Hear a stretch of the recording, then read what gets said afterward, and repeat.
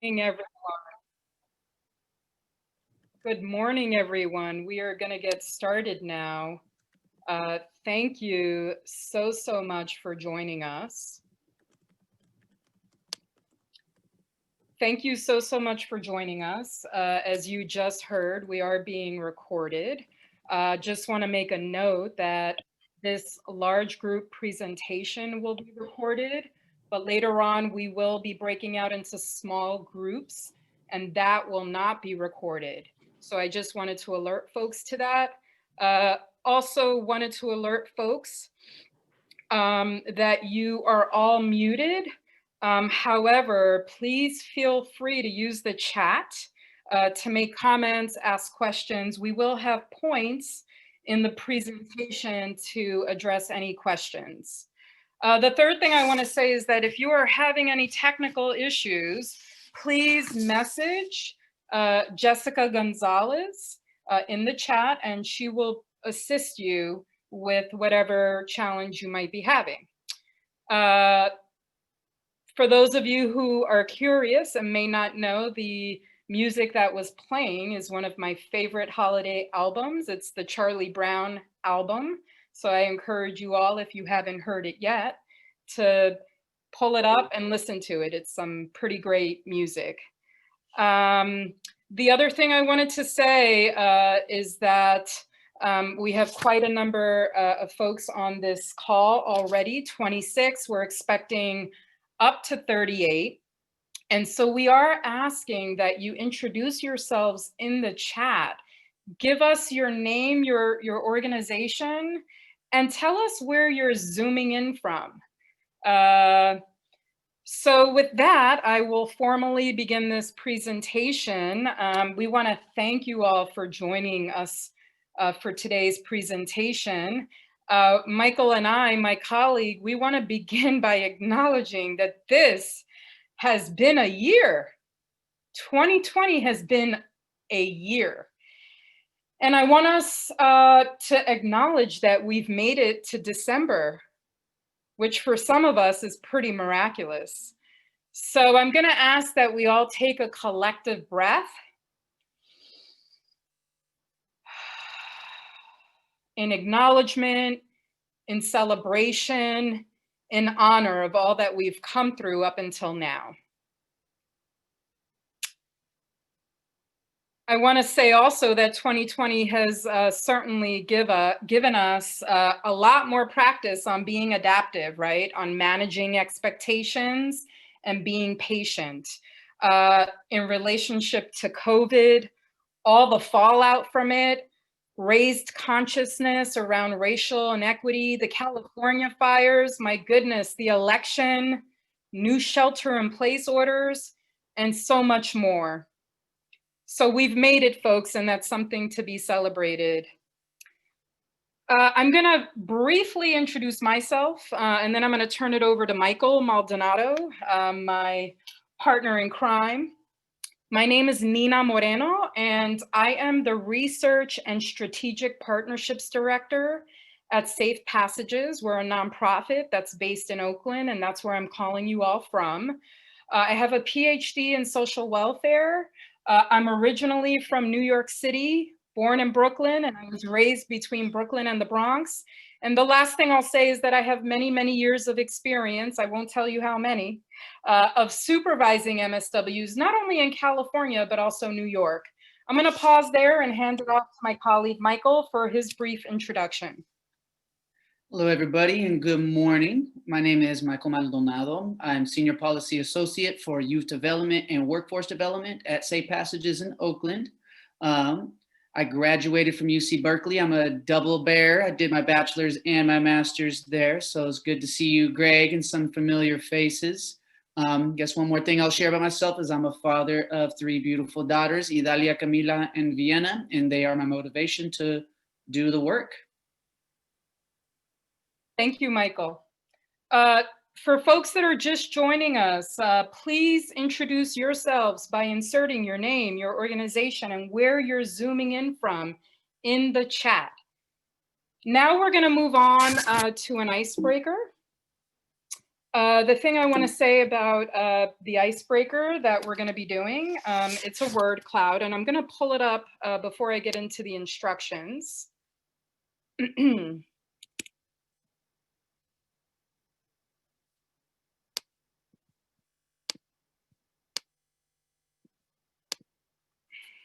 Okay, so let me begin by saying that you are going to need your smartphone or your mobile phone to complete this activity. So while I'm giving you instructions, please reach for your smartphone, your cell phone, your mobile phone, and I'm going to briefly explain the activity. So we're doing a word cloud. We're going to create a cloud which captures in one word how you are doing right now. It can be a feeling word, it can be a thinking word, it can be an action word, whatever you would like. We would like to begin this word cloud by you all texting Nina Moreno 368, and it's on the screen. So it's NINAMORENO 368. Please text that to the following number, 22333.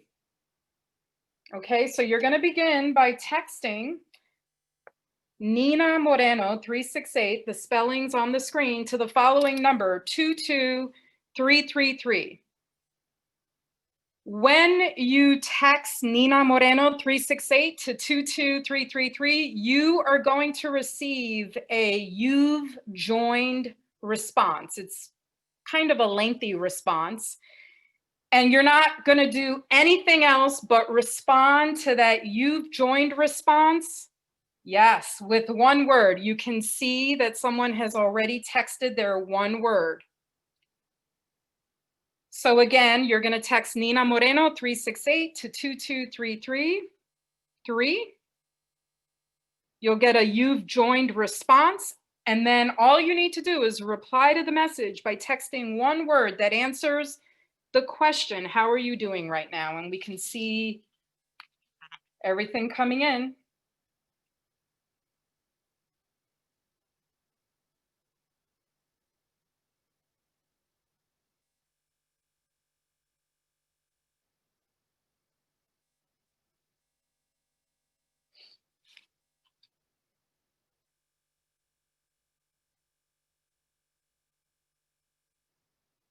Okay, we're seeing words like hopeful, tired, sleepy. By the way, the ones that are slightly bigger, that means that more than one person has sent them in.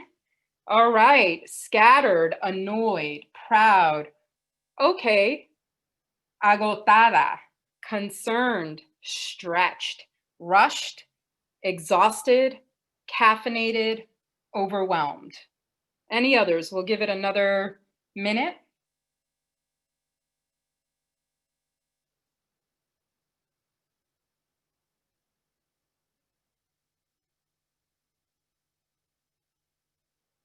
All right, exhausted, 2020, proud. Okay. All right.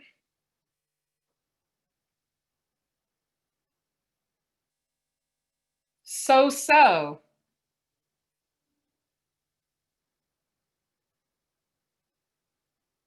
Okay, feel free to keep texting your words in. As you can see, we're at that time of the year, right? When people are feeling stretched, overwhelmed, tired, exhausted, annoyed, stretched, so on and so forth. I mean, it's no coincidence that that is coming on the heels of 2020, but also it's that time of the year, right? It's the time right before the holidays. Perhaps some of us are taking time off, and so we're coming into sort of that crunch period right before the holidays. Perhaps there are other things going on, but just wanted to take a moment to acknowledge where we're all at. And Our greatest hope is that by the end of this presentation, some of that will shift. Okay. Let me talk a minute about the goal for today's agenda. It is to present on supervision in the remote context. We'll be talking about best practices, as well as, give me 1 second. We'll be talking about best practices, and at Safe Passages, we're really big on narratives, on telling our stories. So we are going to take you through a quick case study of Safe Passages and how we've adapted over the last 9 months to illustrate how we've navigated the shift to the remote context. Another goal, though, is to build out peer-to-peer support. And we're going to do this in the context of breakouts. And we'll be doing that in a little bit. Let me just say one other thing. The Latinx Center of Excellence, they're going to be developing a contact list, and they'll be sharing it with you all so that you can keep in touch with each other after today's presentation. If you do not want to be included in this contact list, please inform Jessica Gonzalez, and Michael's going to drop into the chat the email address to email her at. That's at swlatinx@berkeley.edu. So here's how we're going to get to our goals. We've already done introduction and icebreaker. I'm going through the agenda now. We are going to, when you all registered, you completed a survey. So we're going to briefly touch on those survey findings. Then we're going to go through the literature and the best practices there. And then we'll talk a little bit about our story, how we've adapted over the last 9 months. And then we're going to go right to our breakouts. We'll spend about 20 minutes in breakouts, and then we'll be coming back for about 12 minutes to share. And then, of course, we'll do a Q&A, we'll do a closing, and then we do have an evaluation that we're hoping you can all fill out. At this point in the agenda, I'm going to turn it back to Michael, and he's going to take us through the survey results.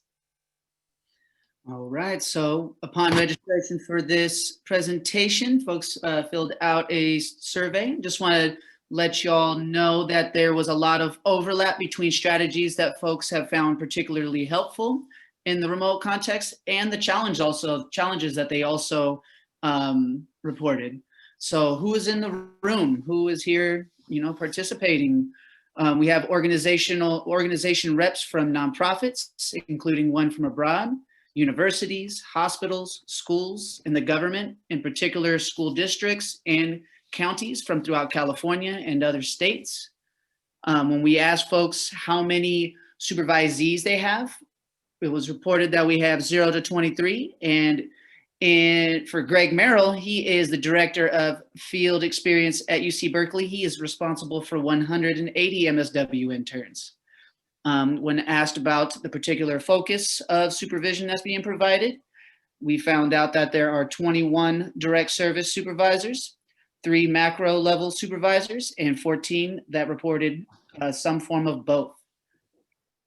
Things that folks reported that they're proudest of since the switch to virtual services are maintaining consistent supervision, maintaining connection, support, safety, and availability with their supervisees. Some folks reported that they are super proud of their team, shared experience with MSWs and clinicians, my experience and the ability to stay organized, sane, and focused, one-on-one check-ins on professional and personal, MSW engagement, mastery of technology, ability to continue and to provide services. Some strategies that folks offered to the group that have been successful or helpful in the context of virtual services are MSW clinician-centered supervision, focus on engagement, encouraging the use of video and training on telebehavioral health best practices, twice-a-day check-ins, 15 minutes at the beginning and end of the day to assist with isolation and collaboration, group supervision, beginning one-on-one and group supervision with wellness checks, self-care, and how hard this is, more supervision, office hours for supervisees who need extra support, training via videos and share screen feature, multiple modes of communication, such as communicating in a timely manner, deep listening, playing games, consistent supervision, space for honest discussions, non-judgmental observations of supervisee work, and ongoing search for best practices. Some challenges that folks reported were the lack of control, providing a cozy, welcoming space, clients lacking technological capacity, inability to be spontaneous. MSWs do not get to experience the schools in person, and this is hard to teach. Anecdotes don't quite make up for it. Time management, lack of motivation, low morale, supporting staff while upholding professional expectations, inability to pull in a clinician in the moment when an MSW needs support, and the inability to provide more support, inability to read body language, and lack of in-person limits. And Nina, I'll give it over to you. Okay. Let me just say one other thing on this. Some stuff that folks said they were hoping to gain, just best practices, new tools, ideas, frameworks, insights, tips, tricks, resources, how to keep morale up and prevent staff burnout, just to get support from each other and striking a balance between self-care and professional expectations. We at Safe Passages, we've found that has been a big one for us. Like, how do you strike a really good balance between self-care and professional boundaries? We're going to talk about that when we share our experience. Okay, moving on. Let me just very briefly touch on the literature.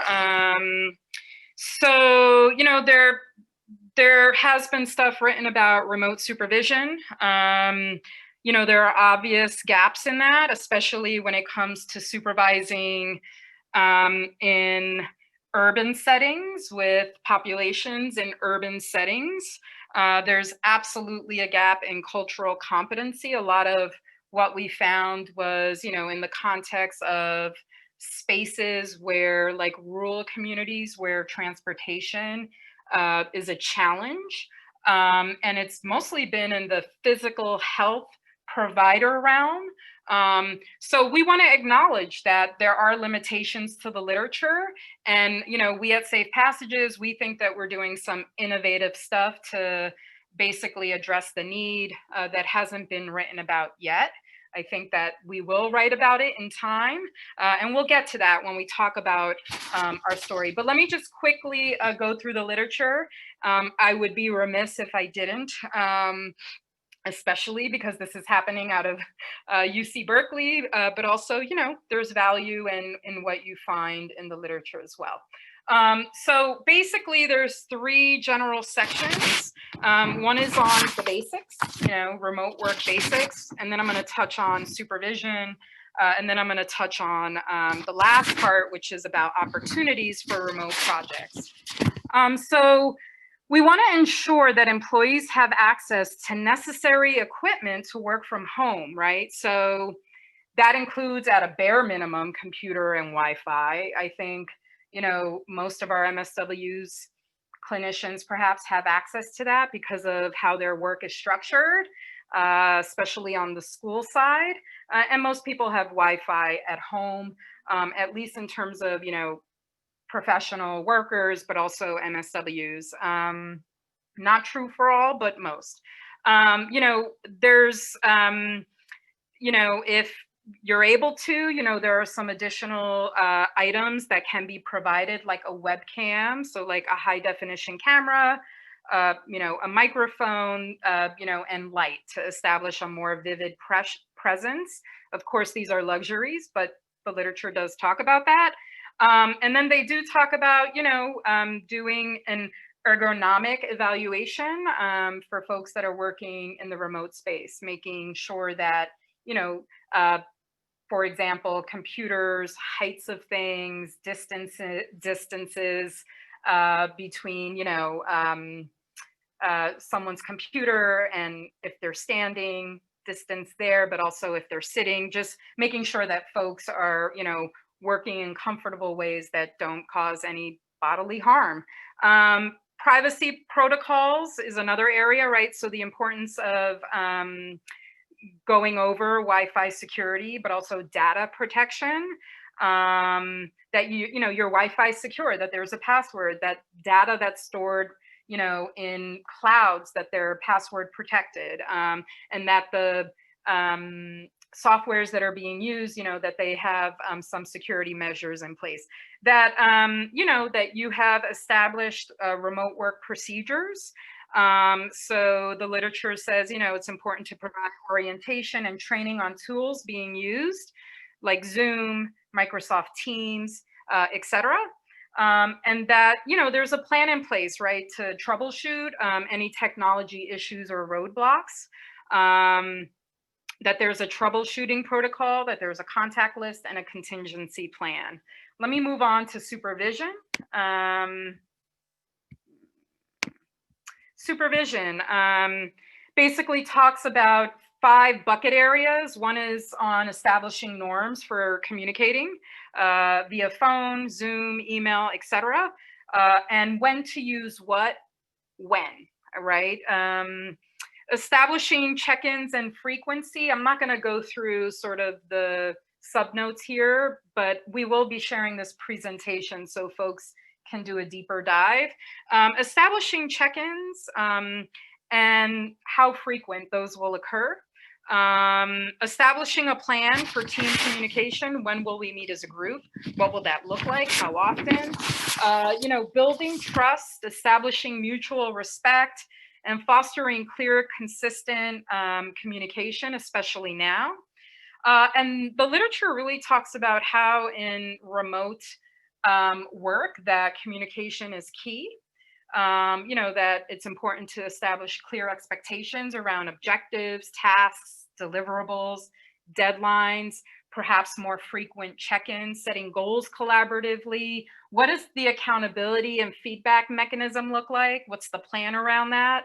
And really sort of fostering folks taking ownership over responsibilities and tasks. That can be a major challenge if morale is low, or if folks are feeling unmotivated. We'll talk about that in a second.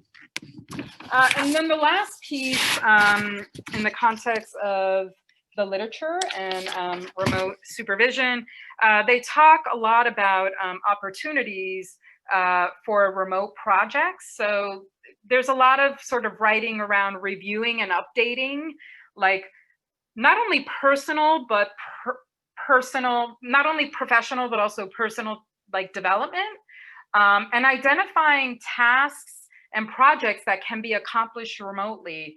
I think it's interesting in that this context has made us do work differently, but it's also, I think, opened up some doors, right, around how we could do things kind of in more innovative ways because of the virtual space.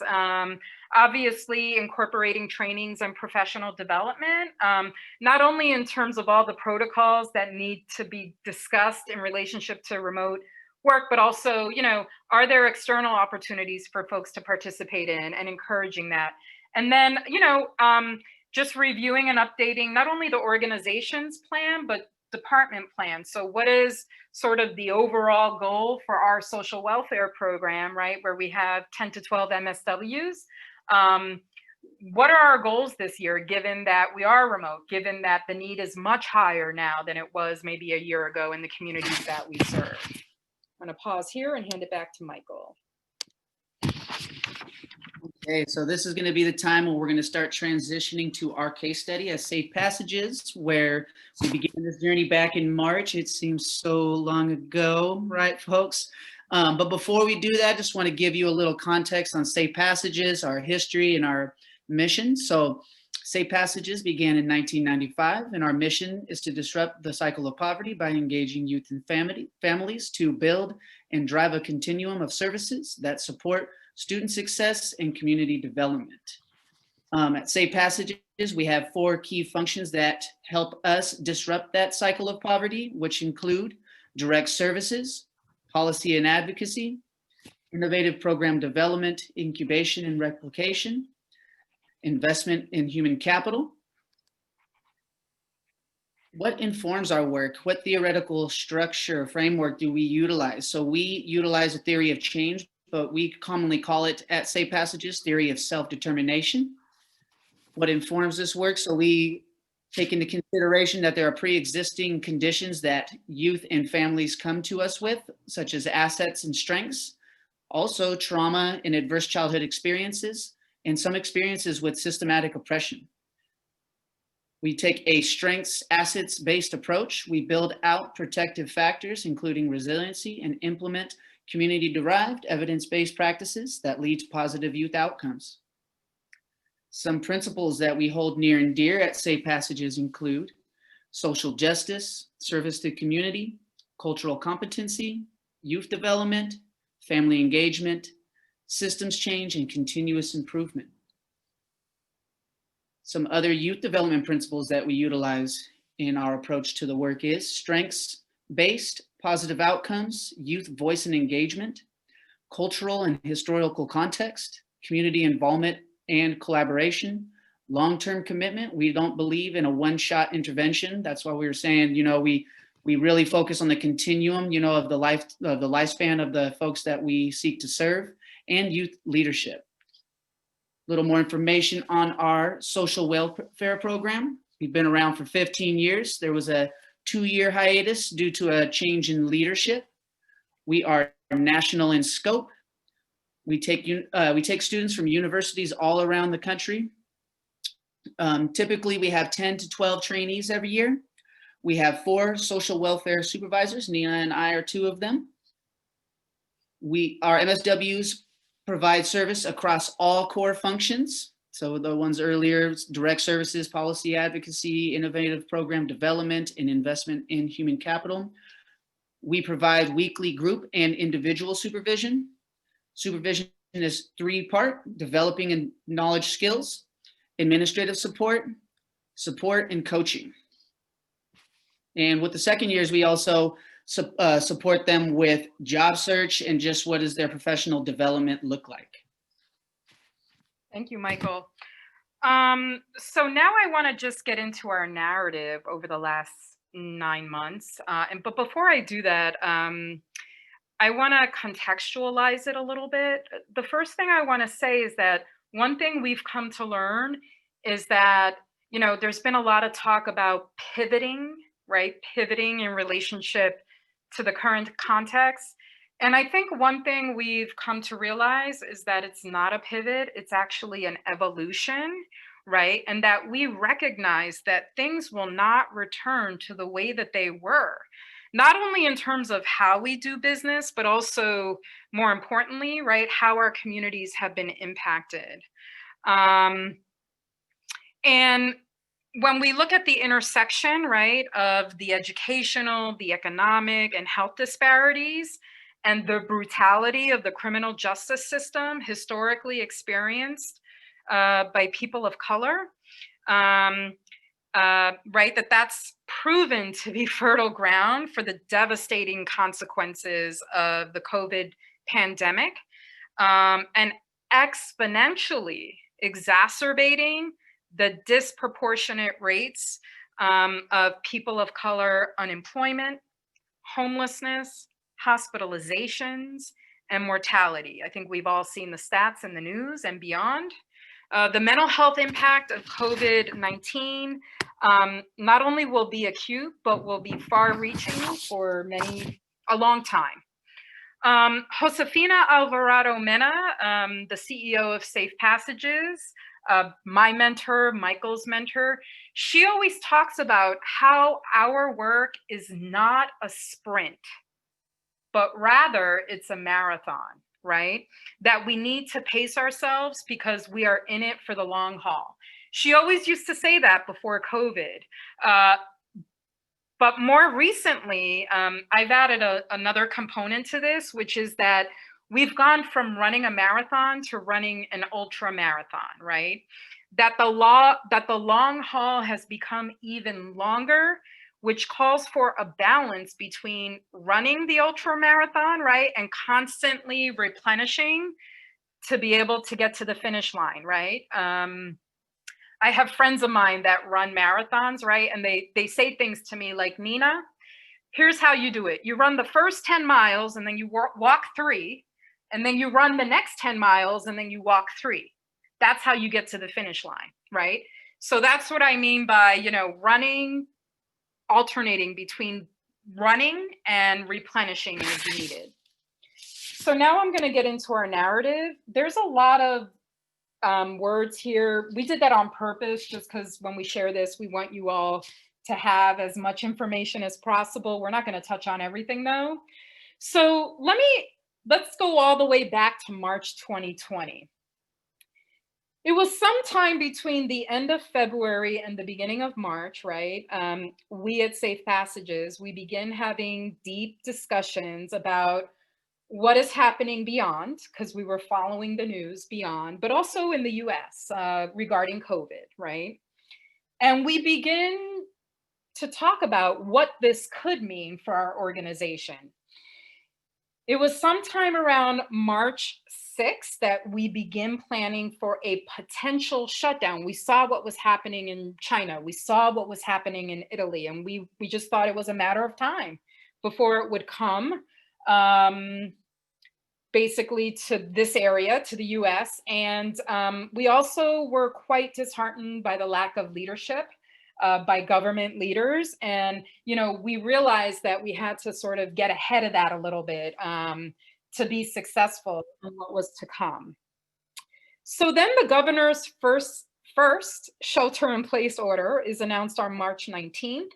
And on March 20th, we shift to hybrid operations. We couldn't completely let go of the in-person, mostly because we deliver direct services. And we were anticipating that the community's needs were going to skyrocket. The MSWs that we were supervising, they shift to mostly a remote operations with the exception of crisis management. Weekly and individual group supervision, we shifted it to Zoom. And our staff meetings, they go from, listen to this, 1 time a month in person to 2 times a week via Zoom. So we go from once a month to 8 times a month. Modes of communication diversify. For example, we start seeing that staff start communicating with each other, MSWs and supervisors, right?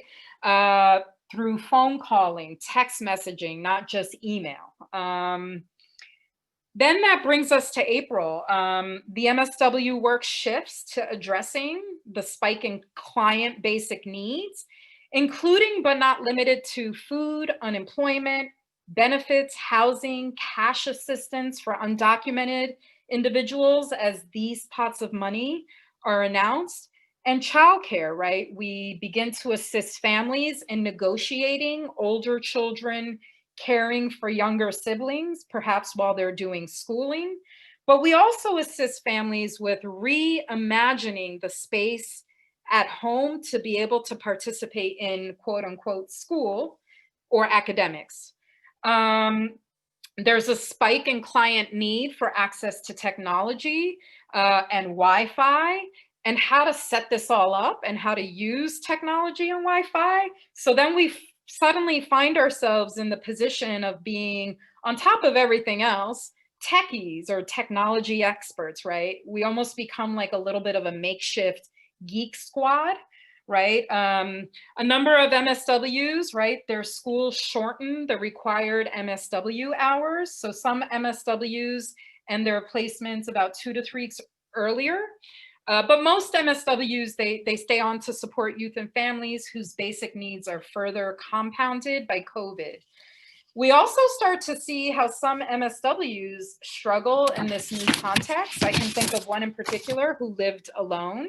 So we immediately increased the number of wellness checks and radical self-care discussions. We come to realize that this COVID context is going to go on for some time, that it's not just a 2-week thing like some of us originally thought of, and that we're in this for the long haul, right? That shelter in place orders, they're going to perhaps come and go, that we may be in the remote context for some time, and we begin to plan accordingly. And the other thing we begin to do is we begin to stock up on personal protective equipment for staff, because we know we're going to have to provide support to our families. in person. And then the other thing we start to do in the month of April is we start to apply for COVID relief funding. Then we get to May, all field work ends, and literally the four of us are wiping our brows in relief, and we're catching our breaths. We begin planning for the 2021 academic year, and then George Floyd is murdered, which prompts all kinds of discussions on the urgency for systems transformations, which in turn prompts staff discussions on how to further integrate racial equity in our policy advocacy work. We also come to learn that especially now, our youth and families of color need an outlet, and we see a huge spike in participation in our urban arts program.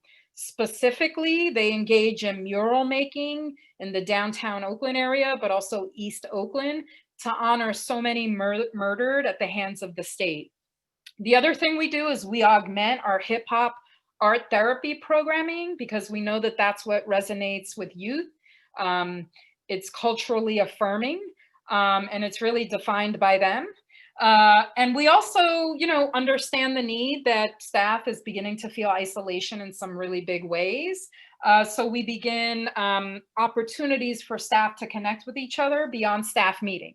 And the way that we do that is we begin basically an exchange where folks can share recipes or videos that they either come across or that they make in response to what's happening around COVID, George Floyd, etc.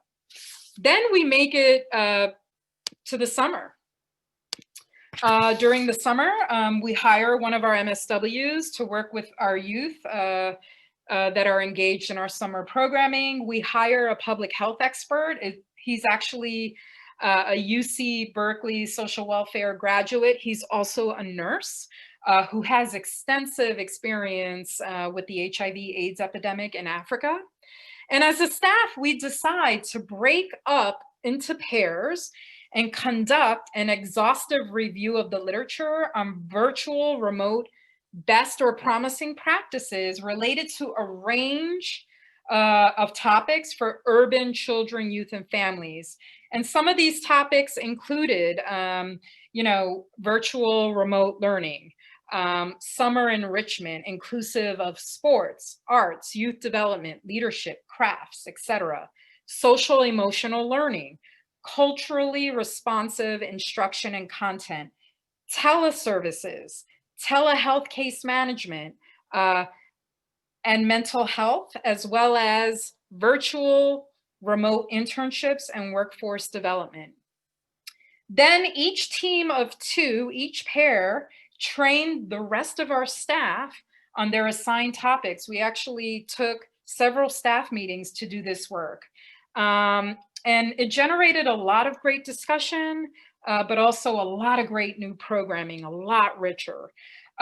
Michael and I and the rest of our MSW supervisor team, we start planning for the MSW 2020-21 program year, which was a pretty big feat, mostly because we needed to anticipate, new topics to train on given this new COVID context, and then how to do this all in the remote context. It was a pretty big, heavy lift for us. The other thing we did is, for the first time, we set up basically @safepassages.org email addresses for all of our MSWs, and we start using DocuSign for consents. The other thing is that Michael becomes the designated technology troubleshooter for MSWs who are struggling with technology, and that came up quite a bit, more than we anticipated. And then we hold our MSW orientation.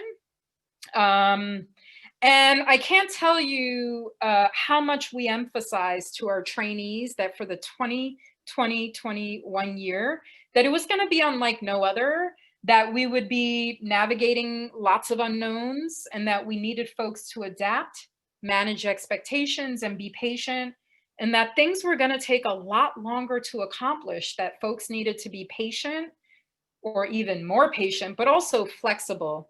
We trained on internet safety. We trained on COVID and teleservices protocols. We trained on how to access the PPE that we were collecting for months now for those that needed to do crisis management work in person.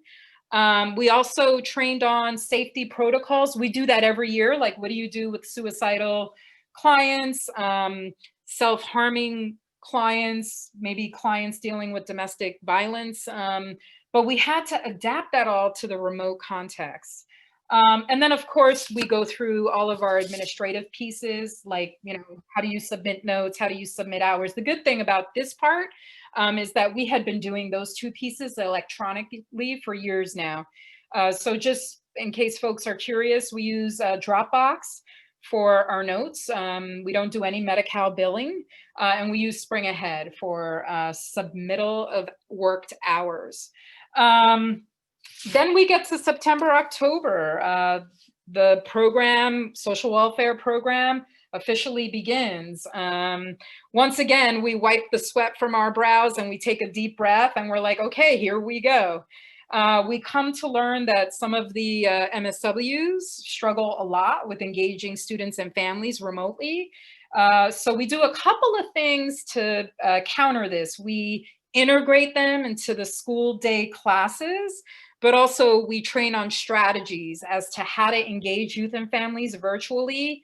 For example, things like virtual play therapy. We find that youth with individual education plans who are in special ed, right, that they're in need of even more intensive support. So we increase the number of check-ins with special education case managers and advocates, not only at the school district level, but also at the county education department. We have some youth in alternative or continuation schools through the county. We begin crisis intervention with students that are completely disengaged from learning. And we do this mostly through home visits. And we don't actually go into the home. We go to the young person's home and, have a conversation outside or, on a walk. Let's see here. We begin Friday afternoon office hours for MSWs in need of further support. And then the California fires take off. So then we find ourselves communicating about safety protocols on poor air quality and respiratory health. We see that we also start seeing a little bit of a drop in staff connections. So we hold a Halloween social for staff where folks come in costumes and we play trivia. We learned that in the context of our MSW group supervision via Zoom, that it gets a little old hearing constantly from me and Michael. We're the two group supervision MSW trainers. So, and we see this despite the fact that we build in a lot of peer-to-peer learning and exchange. So what we decide to do is we decide to embark on bringing in external social welfare leaders to come in and present, to be guest speakers, to talk a little bit about how, how they found their path to social welfare, but also on topics of relevance to the MSWs. And then we made it to November, which felt like a miracle because it had already been 3 months of MSW programming, but it felt like way more than that. And then we exhale once again, take another deep breath, but then we're thrusted into the election. And we see a massive spike in anxiety among MSWs, not only just before, but also right after the election. Before the election, they're kind of almost like in this existential crisis, like most of us were, right? They're super nervous at the thought of Trump being reelected, but not quite content at the possibility of a Biden-Harris ticket. So, we increased discussions on radical self-care and what gives us hope for the future. After election day, they're even more anxious because a winner's not declared for many, many days. They're glued, absolutely glued to their phones and computers for the news. So we have to, again, have more discussions on the need to set boundaries with news outlets. And then finally, Biden and Harris are announced the winners, but the MSWs are completely shocked at the number of people who voted for Trump. We validate this sentiment and discuss how we got to this point in time and we remind them we are running an ultra marathon, right? And that we have to focus on what we can do to make a difference. We remind them that their daily work with our children, youth, and families is a movement, that it is revolutionary, and that it's sacred work not to be underestimated. So that's a little bit on our narrative over the last 8 or 9 months. I'm going to pause here and give it back over to Michael. And maybe, Michael, we can just touch on any comments or questions before we get into the breakouts. Yes, so I'm seeing a lot of validation on, how tough to continue with the work and engage communities and our supervisees in the context of COVID. Some folks are wanting to know more about radical self-care. Seems like it was seconded and thirded as well. So we'll circle around back to that. So that's what I'm seeing so far, Nina. Okay. And this brings me back to a place when you were saying I was the tech expert. That's what I did in the military, so it was just funny to like how things, sometimes we revisit like past times in our lives, restricted movement and tech assistance. So it was just it was quite an experience for me as well. So folks, we are to the part where we're going to do our small breakout session and a large group share out session. At Safe Passages, we're huge believers in peer-to-peer exchange and learning. We all come with personal and professional experiences that inform the work that we do, so we're all here to share and learn about, how we're experiencing this. Here's what I'd like to do, because we only have really about a minute and a half. I recognize that you might want to talk some more, have Q&A, and I just want folks to know that Michael and I are going to hang out for another 5 to 10 minutes. But in the interest of time, I am going to close this out.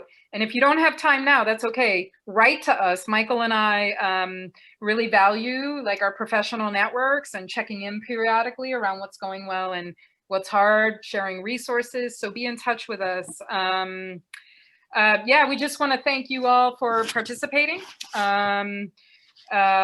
And we want to wish you and your loved ones a holiday season that's full of health and recovery, adaptation, shifting expectations, and patience. And before you go, we do want to ask you to please complete this survey. It's an evaluation of this presentation. And again, like I said, we are at time, but if you have any Q&A, Michael and I will hang out to, chat.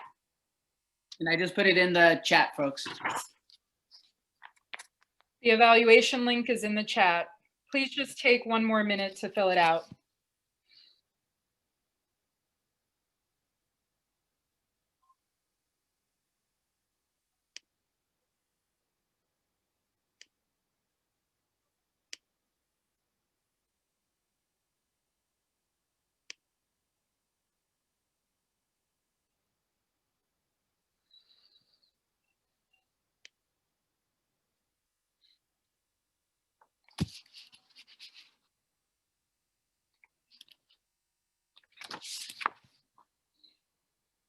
I'm going to stop sharing. Yeah, for anyone that's still hanging out, any questions, comments, or answers?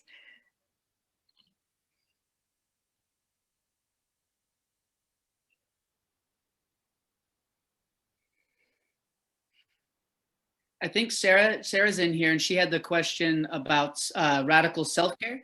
Oh, yes. Great. Sarah, thanks for hanging back. Yeah, Michael and I were chatting about this a little bit. I can start off and then, Michael, you can jump in.